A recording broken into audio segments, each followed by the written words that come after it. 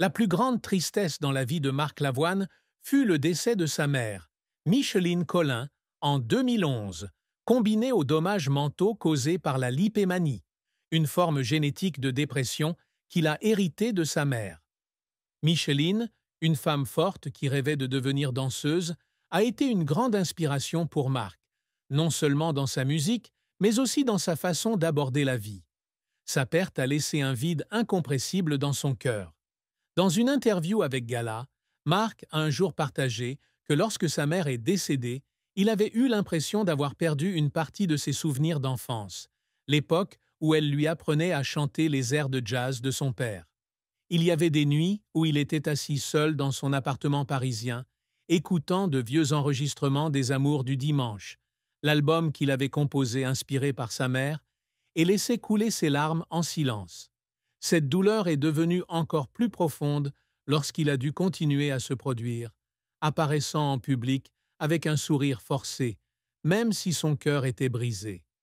La maladie de Lyme, une forme de dépression accompagnée de périodes prolongées de mélancolie, était une autre tristesse à laquelle Marc a été confronté tout au long de sa vie.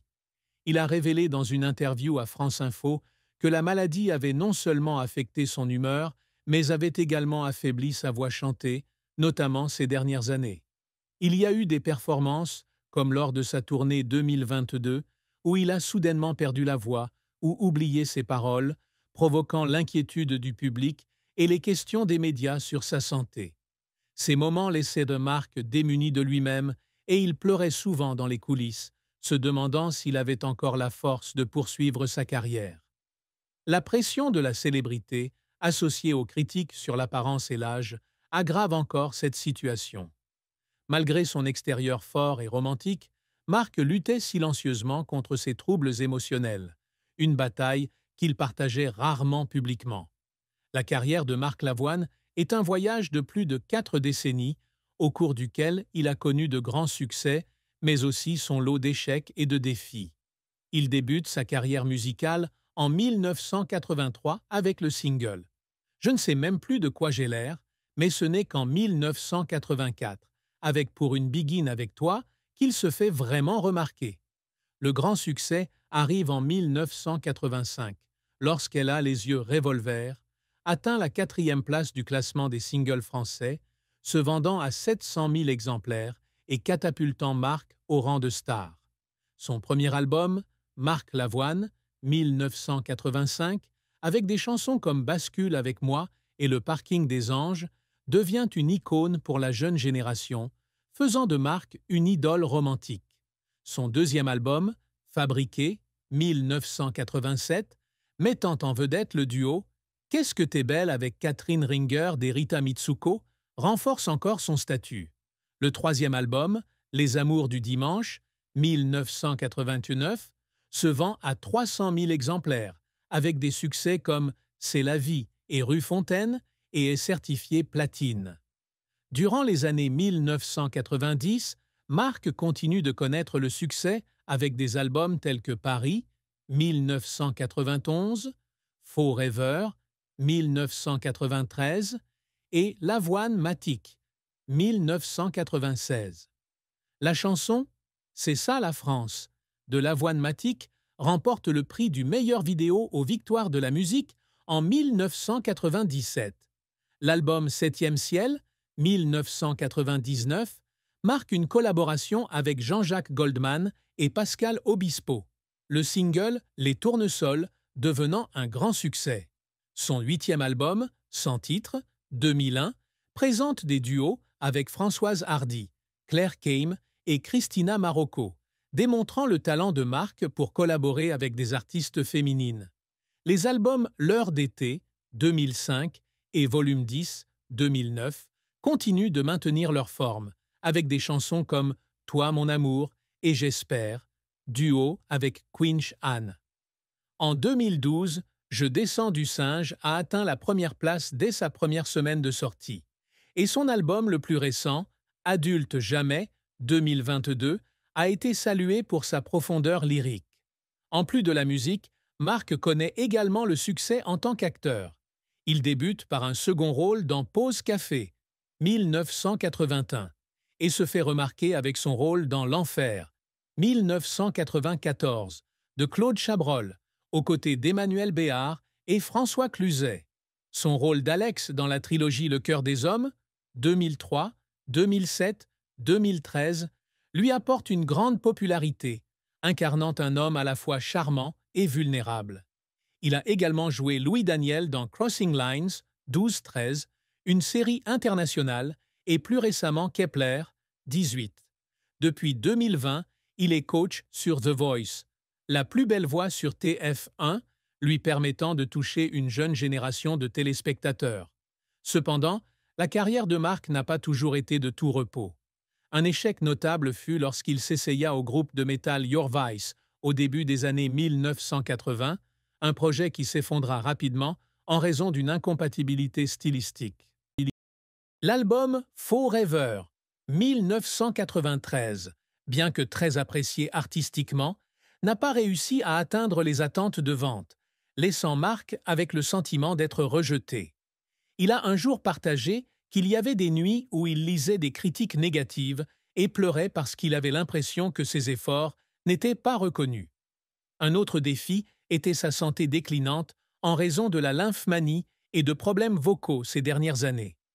Au cours de sa tournée 2022, il a dû parfois écourter ses prestations, décevant certains publics et le plongeant dans un état de doute.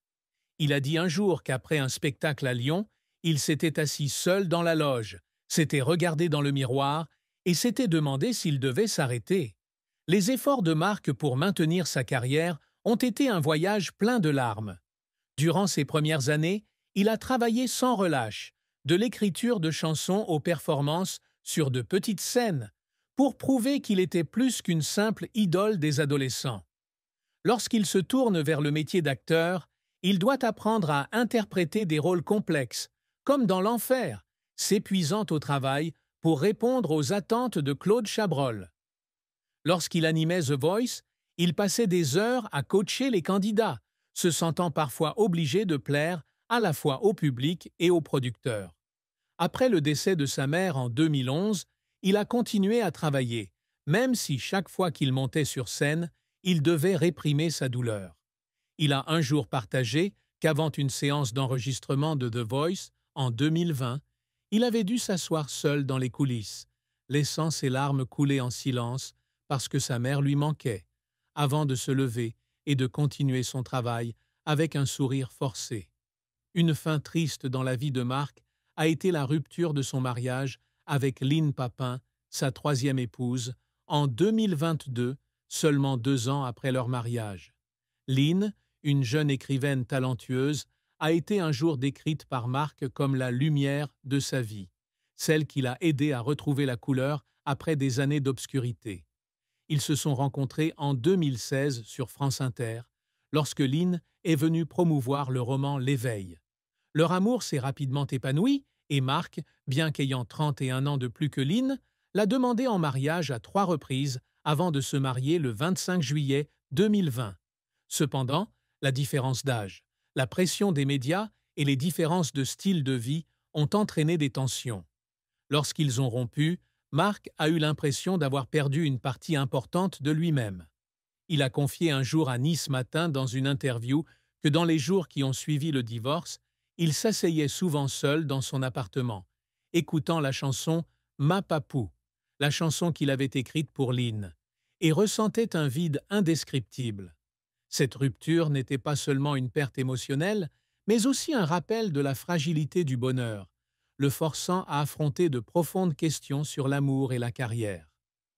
L'amour et le mariage de Marc Lavoine sont une histoire complexe, à la fois douce et stimulante. Il a vécu 3 mariages et de nombreuses relations importantes.